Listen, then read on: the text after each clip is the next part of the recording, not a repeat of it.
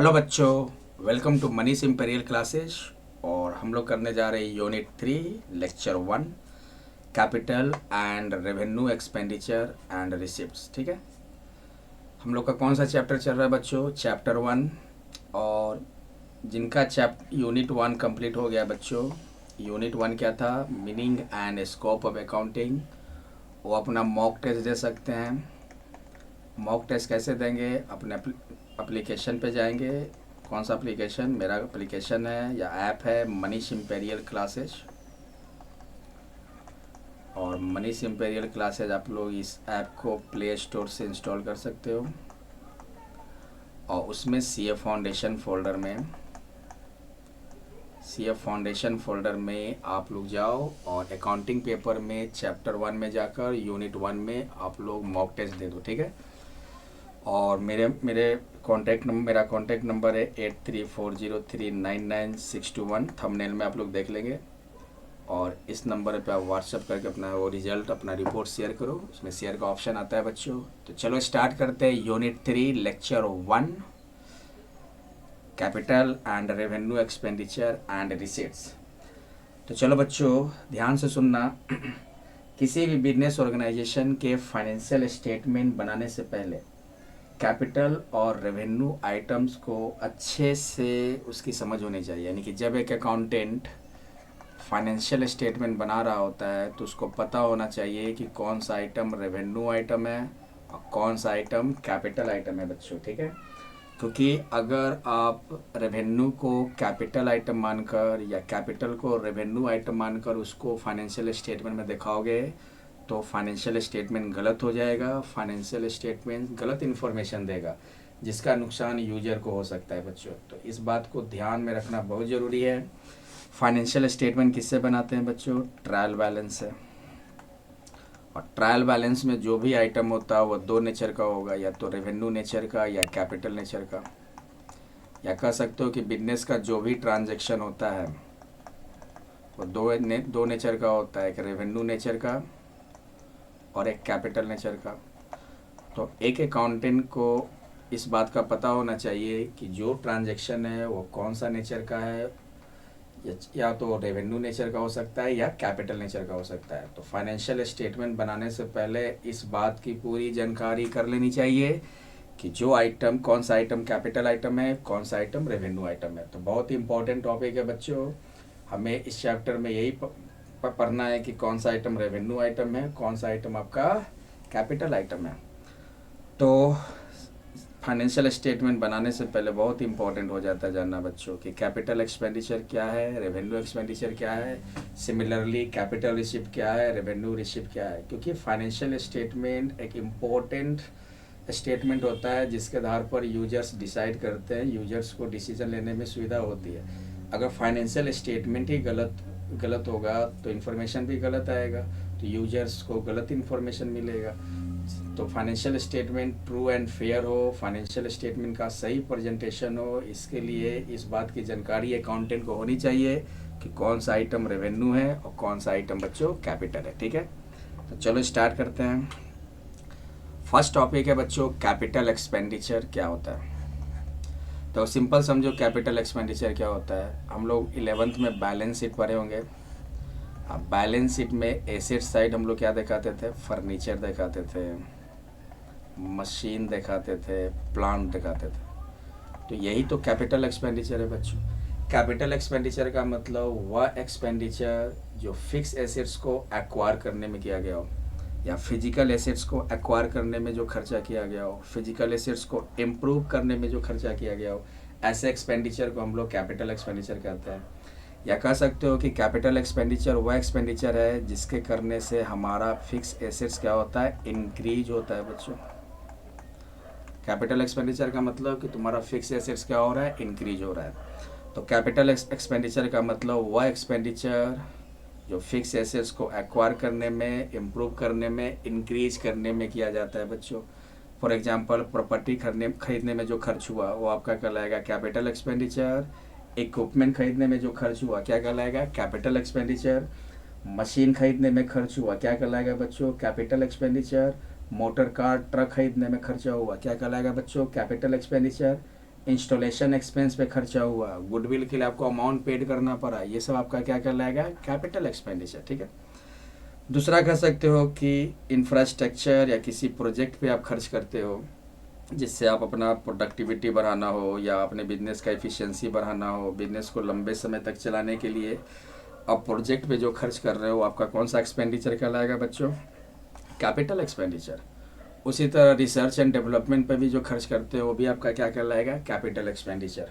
जैसे एक क्वेश्चन है बच्चों, मान लो वेजेज पेड Rs 2000, इसका एंट्री क्या होगा, अगर हम जनरल एंट्री बनाए तो वेजेज एक्सपेंस होता है डेबिट में और कैश आपका क्रेडिट। ठीक है। लेकिन वही अगर रहे wages paid for installation of machinery, मान लो 10,000, तब यहाँ पे वेजेज अकाउंट नहीं खोलेंगे बच्चों, क्योंकि ये इंस्टॉलेशन एक्सपेंस है और इंस्टॉलेशन एक्सपेंस कौन सा एक्सपेंडिचर होता है, कैपिटल एक्सपेंडिचर। तब हम लोग क्या करेंगे, कैपिटल एक्सपेंडिचर अकाउंट खोलेंगे, यानी कि मशीनरी अकाउंट खोलेंगे, मशीनरी टू कैश। और कैपिटल एक्सपेंडिचर को कहाँ दिखाया जाता है, बैलेंस शीट में एसेट साइड दिखाया जाता है बच्चों। ठीक है। तो कैपिटल एक्सपेंडिचर आइडेंटिफाई कर लोगे, वह एक्सपेंडिचर जो फिक्स एसेट्स को एक्वायर करने में, फिक्स एसेट्स को इंक्रीज करने में, फिक्स एसेट्स को इंस्टॉल करने में, इस्टेब्लिश करने में, फिक्स एसेट्स के लिए लाइसेंस लेने में जो खर्चा हो आपका क्या कहलाएगा, कैपिटल एक्सपेंडिचर। ठीक है बच्चों। जैसे प्रॉपर्टी पे खर्चा, इक्विपमेंट को परचेज करने में खर्चा, मशीनरी को परचेज करने में खर्चा, लैंड एंड बिल्डिंग पे जो खर्च किए, मोटर कार ट्रक पे खर्च किए, इंस्टॉलेशन पे खर्च किए, गुडविल के लिए पेड किए, तो ये सब कौन सा एक्सपेंडिचर कहलाएगा, कैपिटल एक्सपेंडिचर। न्यू प्रोजेक्ट पे आप खर्च कर रहे हो जिससे आप अपने बिजनेस का प्रोडक्टिविटी बढ़ाना चाहते हो, अपना प्रोडक्शन कैपेसिटी बढ़ाना चाहते हो, एफिशिएंसी बढ़ाना चाहते हो, बिजनेस को लंबे समय तक चलाने के लिए आप प्रोजेक्ट पे खर्च कर रहे हो, तो ये सब आपका कैपिटल एक्सपेंडिचर कहलाएगा। बहुत सारी टेक्नोलॉजी वाली कंपनी होती है, वो सब क्या करती है, रिसर्च एंड डेवलपमेंट में खर्च करती है, तो रिसर्च एंड डेवलपमेंट पे जो खर्चा होगा ये भी आपका कैपिटल एक्सपेंडिचर होगा बच्चों। क्लियर है, आगे बढ़े। नेक्स्ट है revenue expenditure and example. Revenue expenditure क्या होता है बच्चों, तो जो डे टू डे ऑपरेशन में जो खर्चा होता है या रूटीन ऑपरेशन में जो खर्चा होता है, जैसे कि हम बिजनेस को ऑपरेट करने के लिए एम्प्लॉय चाहिए, तो एम्प्लॉय को हम क्या देंगे, सैलरी देंगे, वर्कर को क्या देंगे, वेजेस देंगे, रेंट देंगे, यूटिलिटी बिल में आपका इलेक्ट्रिसिटी आ जाएगा, वाटर का बिल आ जाएगा। ठीक है। तो बिजनेस को डे टू डे ऑपरेट करने में जो खर्चा होता है बच्चों वो कौन सा एक्सपेंडिचर कहलाएगा, रेवेन्यू एक्सपेंडिचर। या ऐसे भी कर सकते हो फिक्स एसेट्स को मेंटेन करने में जो खर्चा होता है, जैसे कि रिपेयर ऑन मशीनरी, या आपका रिपेयर का जो एक्सपेंस है कौन सा एक्सपेंडिचर हो जाएगा, रेवेन्यू एक्सपेंडिचर हो जाएगा। इसका जनरल एंट्री क्या होगा बच्चों, repair account debit to cash account. ठीक है। तो रेवेन्यू एक्सपेंडिचर क्या होगा बच्चों, तो वह एक्सपेंडिचर जो बिजनेस के डे टू डे ऑपरेशन के लिए किए जाते हैं उसको हम रेवेन्यू एक्सपेंडिचर कहते हैं, जैसे salary, wages, rent, electricity, water, utility, ये सब आपका कौन सा एक्सपेंडिचर हो गया, रेवेन्यू एक्सपेंडिचर। या कह सकते हो फिक्स एसेट्स को मेंटेन करने में जो खर्चा होता है, जैसे मशीन के रिपेयर पे खर्चा हुआ तो ये आपका रेवेन्यू एक्सपेंडिचर हो जाएगा। बिल्डिंग के वाइट वॉशिंग पे खर्चा हुआ, बिल्डिंग को पेंट करने में खर्चा हुआ, ये आपका कौन सा एक्सपेंडिचर हो जाएगा बच्चों, रेवेन्यू एक्सपेंडिचर हो जाएगा। ओके। और रेवेन्यू एक्सपेंडिचर को हम इनकम स्टेटमेंट में दिखाते हैं। ठीक है। इनकम स्टेटमेंट आपका दो पार्ट में होता है ना बच्चों, एक ट्रेडिंग अकाउंट और एक होता है प्रॉफिट एंड लॉस अकाउंट। ठीक है। वेजेज को हम ट्रेडिंग अकाउंट में दिखा देंगे, सैलरी रेंट को प्रॉफिट एंड लॉस में दिखा देंगे, रिपेयर, इलेक्ट्रिसिटी, वाटर को हम प्रॉफिट एंड लॉस में दिखा देंगे। ठीक है बच्चों, ये तो 11th में पढ़ चुके हो। चलो नेक्स्ट रेवेन्यू एक्सपेंडिचर हो गया। Difference between capital and revenue expenditure. First expenditure होता है बच्चों बेनिफिट के आधार पर या लॉन्गेविटी के आधार पर। तो कैपिटल एक्सपेंडिचर हमको 1 साल से अधिक का बेनिफिट देता है। कैपिटल एक्सपेंडिचर बच्चों 1 साल से अधिक का बेनिफिट देता है। जैसे फर्नीचर हम खरीदे मान लो 50,000 का, तो इसका बेनिफिट क्या होगा, हमको 1 साल से अधिक तक का मिलेगा, मोर देन 1 ईयर। एसी खरीदे मान लो हम 60,000 रुपये का, इसका बेनिफिट हमको क्या मिलेगा, 1 साल से अधिक का मिलेगा। ठीक है, अब ऐसी मान लो 5 साल चला, 5 साल हम उसको यूज़ किए तो उसका बेनिफिट 1 साल से अधिक का है। तो कैपिटल एक्सपेंडिचर का जो बेनिफिट होता है, या कैपिटल एक्सपेंडिचर 1 साल से अधिक का बेनिफिट देता है। लेकिन रेवेन्यू एक्सपेंडिचर आपको क्या है, 1 साल का तक का ही बेनिफिट देता है। जैसे एम्प्लॉय का सैलरी अब दी है मान लो 12 महीने का, 10,000 रुपये पर मंथ है, 12 महीने का क्या हो जाएगा, 1,20,000। तो ये जो सैलरी पे आप जो खर्च किए है ये आपका 1 साल का ही है। और एक चीज़ हम हमेशा याद रखना बच्चों, रेवेन्यू एक्सपेंडिचर जैसे देखो सिंपल रहेगा, वेजेस पेड RS मान लो 5,000, तो ये आपका वेजेस पे क्या है, डे टू डे ऑपरेशन में खर्चा हो रहा है। तो इसके लिए कौन सा अकाउंट खोलते हैं, wages account debit to cash account. तो ये आपका क्या हो गया, ये आपका हो गया रेवेन्यू आइटम। ये सीधे कहाँ चला जाएगा, ट्रेडिंग अकाउंट में। ट्रेडिंग अकाउंट में दिखा देंगे टू वेजेज 5,000। लेकिन वही एक क्वेश्चन रहेगा, wages paid for installation of machine, मान लो 10,000। तब ये इंस्टॉलेशन एक्सपेंस हो गया बच्चों, ये आपका हो जाएगा कैपिटल एक्सपेंडिचर। तब इसका एंट्री क्या करते हैं, मशीन पे हो रहा है ना, तो मशीनरी टू कैश हो जाएगा 10,000। और मशीनरी को कहाँ दिखा देंगे बच्चों, बैलेंस शीट में एसेट साइड दिखा देंगे। ठीक है, बैलेंस शीट में एसेट साइड दिखा देंगे 10,000। अब देखो बच्चों, जो हम इनकम स्टेटमेंट में दिखाते हैं ना, उसको हम राइट ऑफ कर देते हैं। ठीक है बच्चों, यानी कि 1 साल में वो क्लोज हो जाता है, उस अकाउंट को क्लोज कर दिया जाता है। इसलिए तो वेजेज आपका कौन सा अकाउंट होता है, नॉमिनल अकाउंट। और नॉमिनल अकाउंट को हम लोग क्या करते हैं, टेम्प्रोरी अकाउंट भी कहा जाता है। क्या कहते हैं बच्चों, टेम्प्रोरी अकाउंट। ठीक है, इसलिए तो ट्रेडिंग पीएल में इसको राइट ऑफ कर देते हैं। लेकिन जिस आइटम को हम बैलेंस शीट में दिखाते हैं ना, वो उसका पीरियड क्या होता है, उसका बेनिफिट हमको अगले साल भी मिलेगा, उसके अगले साल भी मिलेगा। तो बैलेंस शीट में जो भी आपका बैलेंस दिखता है वो अगले साल की ओर, अगले साल वो ट्रांसफ़र हो जाएगा। लेकिन trading profit and loss account में जो भी आइटम हम दिखा देते हैं वो अगले साल ट्रांसफ़र नहीं होता है बच्चों। इसका मतलब कि रेवेन्यू एक्सपेंडिचर का बेनिफिट 1 साल तक का ही है, लेकिन कैपिटल एक्सपेंडिचर का बेनिफिट 1 साल से अधिक तक का होता है बच्चों। सेकेंड है नेचर ऑफ एक्सपेंस के आधार पर रेवेन्यू एक्सपेंडिचर जो होता है वो रेकरिंग नेचर का होता है बच्चों। रेकरिंग मतलब डे टू डे आपका खर्च होगा, बार बार होने वाला खर्च। जैसे सैलरी महीने महीने दे रहे हो, रेंट महीने महीने दे रहे हो, वेजेज डे टू डे दे रहे हो, मंथली दे रहे हो, इलेक्ट्रिसिटी वाटर बिल मंथली दे रहे हो। तो जो बार बार होने वाला खर्चा, जो रेगुलर एक्सपेंसेज है, वो आपका क्या है, रेवेन्यू एक्सपेंडिचर। ठीक है, जो डे टू डे ऑपरेशन में जो खर्चा होता है। कैपिटल एक्सपेंडिचर का नेचर क्या होगा बच्चों, ये नॉन रेकरिंग नेचर का होता है। नॉन रेकरिंग नेचर का होता है।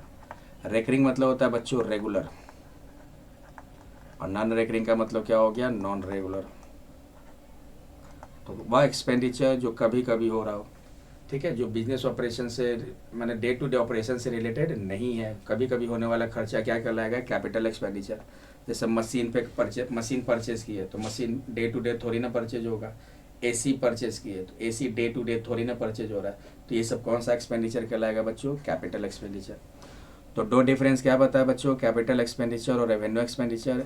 एक बेनिफिट देख लो, कैपिटल एक्सपेंडिचर का बेनिफिट 1 साल से अधिक का होता है, लेकिन रेवेन्यू एक्सपेंडिचर का बेनिफिट 1 साल तक का ही होता है।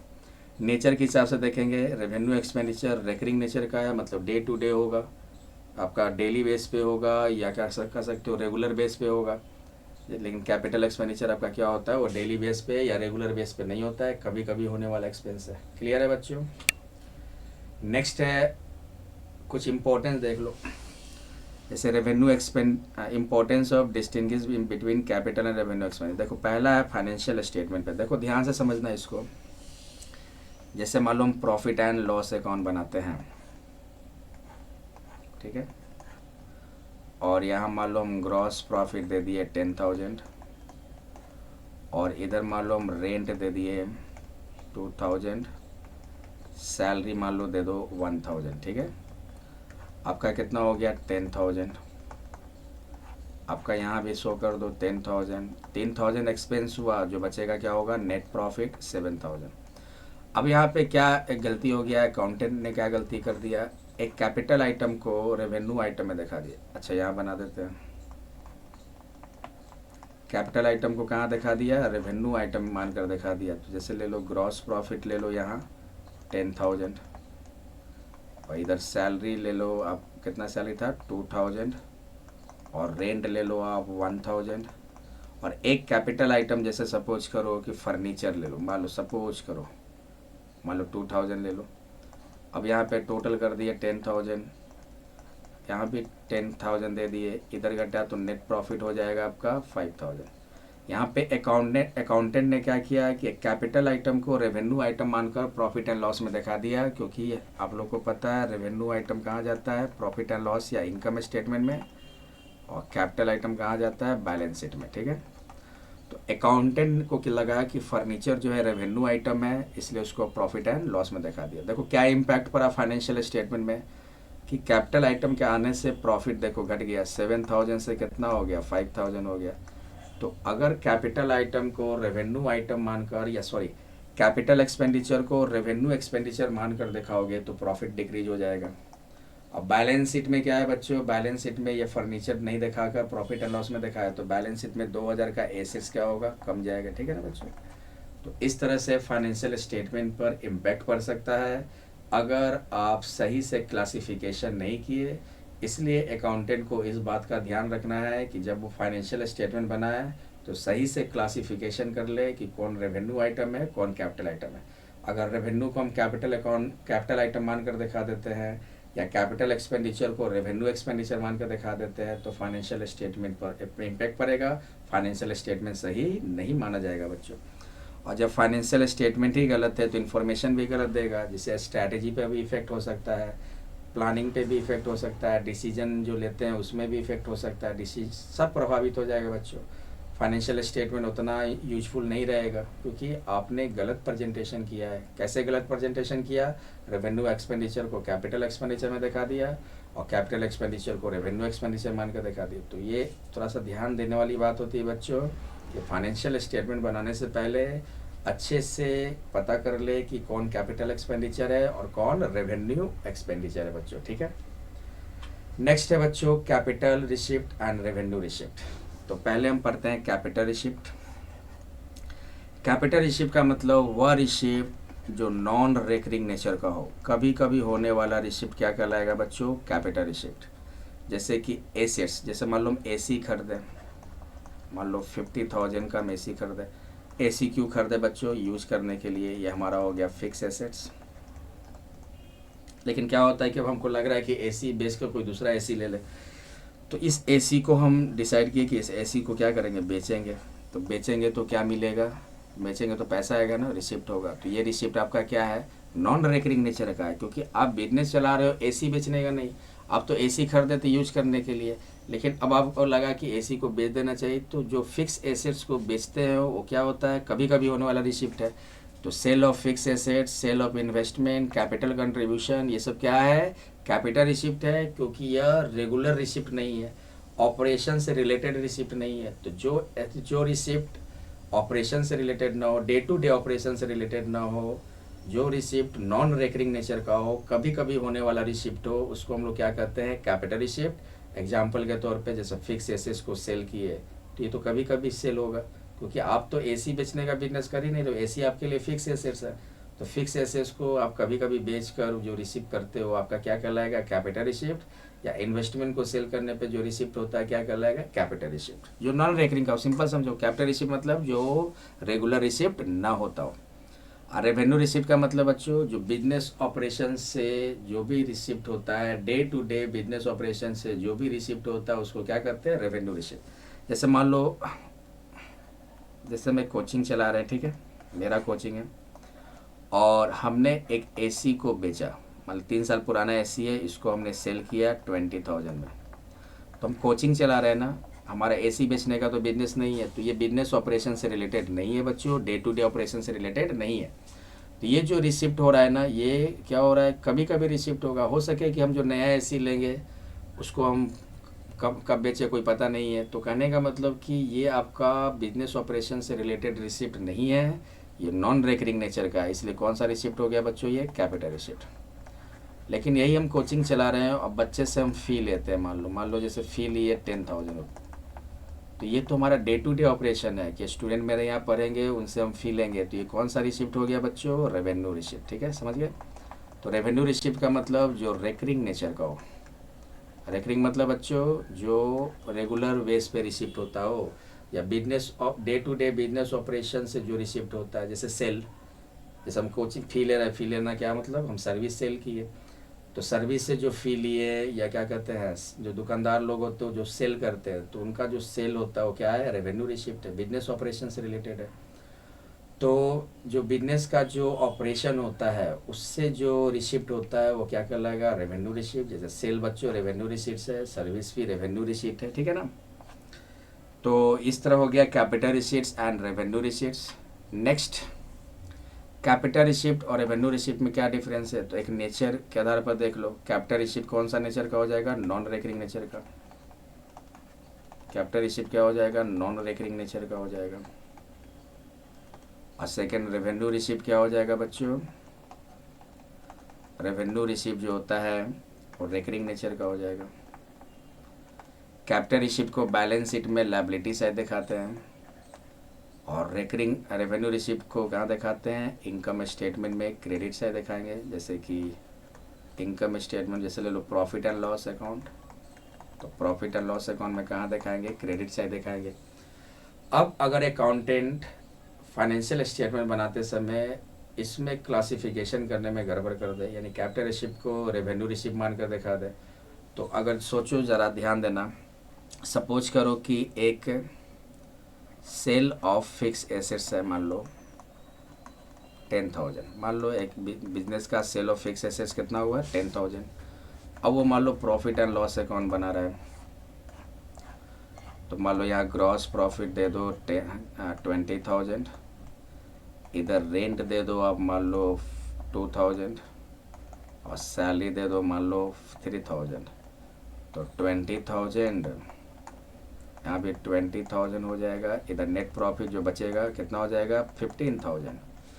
अब मान लो अकाउंटेंट क्या किया? गलती कर दिया। क्या कर दिया कि एक कैपिटल आइटम को रेवेन्यू में दिखा दिया, यानी कि बाई ग्रॉस प्रॉफिट पहले ले लो, फिर 20,000। इधर आपका रेंट था 2,000, सैलरी था बच्चों कितना? 3,000। अब यहाँ पे जो सेल ऑफ फिक्स एसेट्स है, ये आपका क्या होगा? सेल ऑफ फिक्स एसेट्स को कैसे ट्रीट करेंगे? बैलेंस शीट में फिक्स एसेट्स में माइनस होगा। बैलेंस शीट में फिक्स एसेट्स में क्या कर देंगे? माइनस करेंगे एसेट साइड। बैलेंस शीट के एसेट साइड फिक्स एसेट्स में माइनस करेंगे।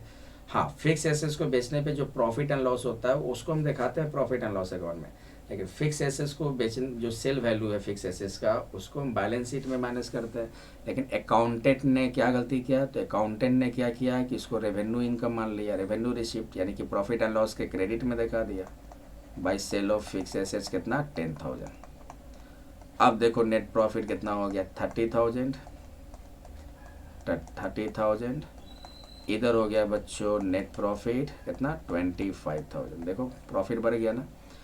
तो अगर अकाउंटेंट कैपिटल रिसिप्ट को रेवेन्यू रिसिप्ट में दिखा देगा तो प्रॉफिट बढ़ जाएगा। बताओ ये सही प्रॉफिट दिख रहा है क्या बच्चों? ये प्रॉफिट तो ऑपरेशन का होता है ना, लेकिन ये तो सेल ऑफ फिक्स एसेट्स का वैल्यू भी जोड़ दिया। तो इस तरह से अगर कैपिटल रिसिप्ट को रेवेन्यू रिसिप्ट में या रेवेन्यू रिसिप्ट को कैपिटल रिसिप्ट में अगर हम रिकॉर्ड कर दे, तो उस केस में क्या होगा? फाइनेंशियल स्टेटमेंट गलत इन्फॉर्मेशन देगा। इसलिए अकाउंटेंट को इस बात का ध्यान रखना होता है कि कौन सा आइटम कैपिटल रिसिप्ट है, कौन सा आइटम रेवेन्यू रिसिप्ट है। ठीक है, चलो नेक्स्ट।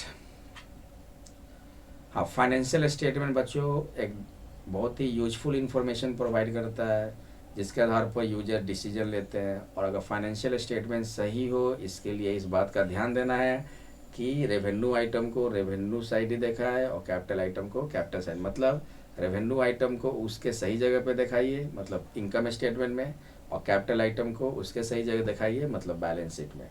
रेवेन्यू एक्सपेंडिचर को कहाँ दिखाया जाता है बच्चों? इनकम स्टेटमेंट डेबिट साइड, यानी ट्रेडिंग या प्रॉफिट एंड लॉस के डेबिट साइड। और कैपिटल एक्सपेंडिचर को कहाँ दिखाया जाता है बच्चों? बैलेंस शीट के एसेट साइड। जैसे देखो रेवेन्यू एक्सपेंडिचर कहाँ जाएगा? Debit side of trading account और प्रॉफिट एंड लॉस अकाउंट।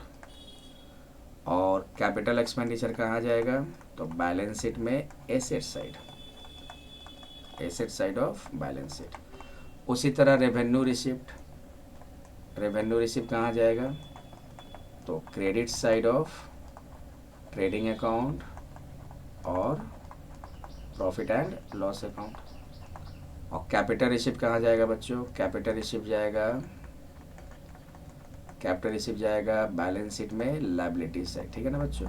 तो बहुत इंपॉर्टेंट चीज़ है कि अगर हम फाइनेंशियल स्टेटमेंट हमारा सही इन्फॉर्मेशन दे, इसके लिए हमको क्या करना होगा, इसके लिए ट्रांजैक्शन को अच्छे से दो भागों में बांट देना है, एक रेवेन्यू में और एक कैपिटल में, क्योंकि ये बहुत सावधानी से करनी चाहिए, ठीक है। तो अगर ऐसा करेंगे तो हमारा जो फाइनेंशियल रिपोर्ट होगा वो क्या होगा, सही होगा, हमारा फाइनेंशियल स्टेटमेंट सही प्रेजेंटेशन होगा, ट्रू एंड फेयर प्रेजेंटेशन माना जाएगा, ठीक है बच्चों। तो एक अकाउंटेंट जब फाइनेंशियल स्टेटमेंट बना रहा होता है तो उसको पहले इस बात की जानकारी होनी चाहिए कि कौन सा आइटम कैपिटल है और कौन सा आइटम रेवेन्यू है, ठीक है। क्योंकि अगर आप सही से क्लासिफिकेशन नहीं करते हो और फाइनेंशियल स्टेटमेंट बना देते हो तो इसका क्या होगा इम्पैक्ट, कि फाइनेंशियल स्टेटमेंट गलत इन्फॉर्मेशन देगा। जब गलत इन्फॉर्मेशन देगा तो उसी स्टेटमेंट के आधार पर गलत डिसीजन ले लिए जाएंगे, क्योंकि फाइनेंशियल स्टेटमेंट क्या होता है, लोग फाइनेंशियल स्टेटमेंट पे विश्वास करते हैं, उसके रिपोर्ट पे विश्वास करते हैं। तो बहुत ही इंपॉर्टेंट फंक्शन है बच्चों रेवेन्यू एक्सपेंडिचर और कैपिटल एक्सपेंडिचर को क्लासिफाइड करना, या रेवेन्यू रिसीव्ड और कैपिटल रिसीव्ड को देखना, ठीक है। नेक्स्ट कुछ क्वेश्चन है बच्चों, करो, वीडियो पॉज करके करो बच्चों। चलो बच्चों वीडियो पॉज करके कर लिया हो गया। अब देखो इसका क्या आंसर होता है, state with reasons whether the following are capital and revenue expenditure. ये दो आपका दिया हुआ है, आपका इसको बताना है कि कौन कैपिटल एक्सपेंडिचर है और कौन रेवेन्यू एक्सपेंडिचर है। तो फर्स्ट देखो, expenses incurred in connection with obtaining a license for starting the factory for 10,000, यानी कि फैक्ट्री को स्टार्ट करने में लाइसेंस के लिए कितना खर्च किया, हम 10,000 रुपये खर्च किए। तो लाइसेंस बताओ तो बार बार लेना पड़ता है क्या, फैक्ट्री तो इस्टेब्लिश एक ही बार होगा, कभी कभी होगा, ठीक है। तो फैक्ट्री जब हम इस्टेब्लिश करते हैं तो उसका लाइसेंस अगर आज लेते हैं तो उसका बेनिफिट कई सालों तक मिलेगा।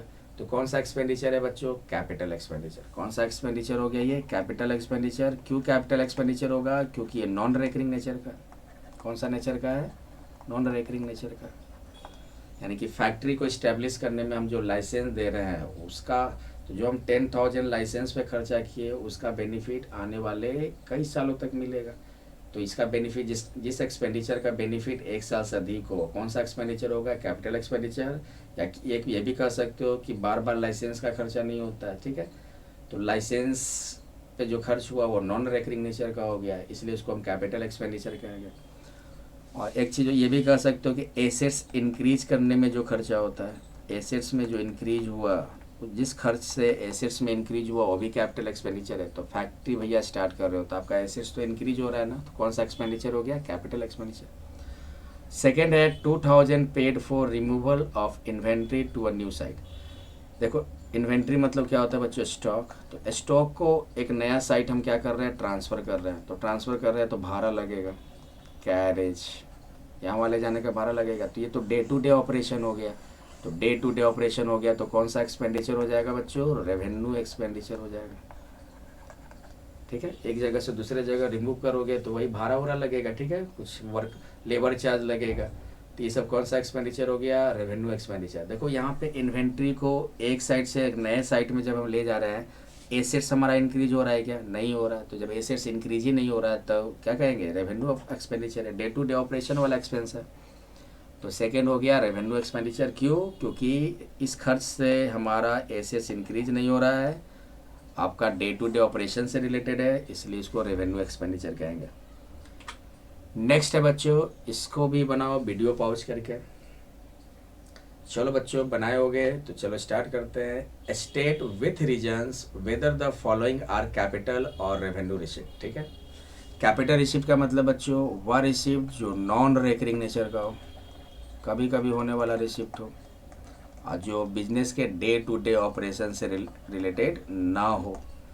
और रेवेन्यू रिसिप्ट किसको कहते हैं बच्चों, रेवेन्यू रिसिप्ट का मतलब होता है वह रिसिप्ट जो रेगुलर हो, रिकरिंग नेचर का हो, बार बार होने वाला रिसिप्ट हो, या बिजनेस के ऑपरेशन से रिलेटेड जो रिसिप्ट होता है उसको रेवेन्यू रिसिप्ट कहते हैं। तो चलो पहला क्या है, a machine with a book value of 10 lakh is sold for rupees 12 lakh.